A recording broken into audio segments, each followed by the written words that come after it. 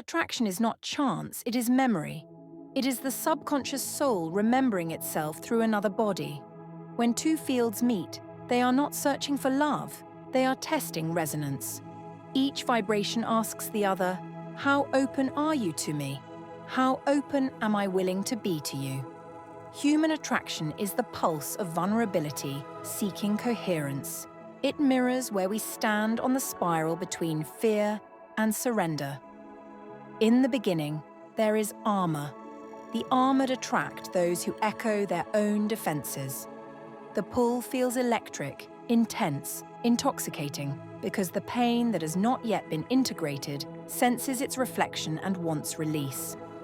The body calls it love, but the soul calls it recognition. What we often call chemistry is the residue of the wound wanting to heal. The purpose is not to merge, but to awaken. As the heart begins to thaw, attraction shifts. It trembles. It wants to open, but it fears exposure. This is the threshold, the holy trembling of the eternal womb stirring inside the chest. Fear becomes the first signal of life force returning. Two beings orbit one another like suns, unsure if they will collide or harmonize. The attraction is real, but it is a teacher. It teaches how to stay open while afraid. Fear is no longer danger, it is doorway. When vulnerability deepens, presence replaces performance. The heart becomes transparent. Openness no longer means risk, it means coherence. Energy moves freely between two beings without need for defense. Attraction becomes calm, magnetic, alive with clarity. The connection no longer burns, it glows. What once felt like desire becomes devotion. What once felt like need becomes reflection. This is the birth of trust, the alchemy of transparency turning vulnerability into power. Then, for those who continue to remember, there is a final unfolding sacred exposure. Here, attraction transcends identity. It is not between two people, but between two mirrors of the same source.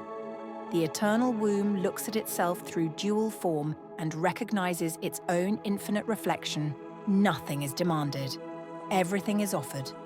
Openness is not weakness, it is revelation.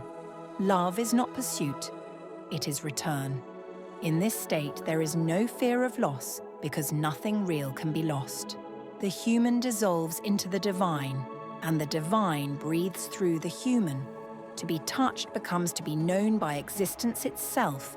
To be seen becomes to be dissolved into the infinite. This is not romance as the world knows it. It is remembrance. Attraction, then, is the language of the soul measuring how willing we are to be transparent to life. Each encounter is a mirror, showing us the exact level of our vulnerability. When we are armored, we attract mirrors of our defense. When we are trembling, we attract the reflection that tests our courage. When we are transparent, we draw coherence. And when we are sacredly exposed, we magnetize the divine itself. We do not fall in love with others. We fall into the parts of ourselves that are ready to be seen. The ones who stir us most deeply are not random. They are fragments of our own evolution, calling to be integrated. Every lover, every mirror, every ache is the eternal womb speaking one message through many forms. Remember yourself through the eyes of another. Vulnerability is how love remembers its own name. It is the bridge between separation and unity, between fear and devotion, between the human heart and the cosmic pulse. The more open you become without abandoning yourself, the more reality aligns around your coherence. This is the magnetic law of vulnerability. Openness attracts truth, and truth attracts God.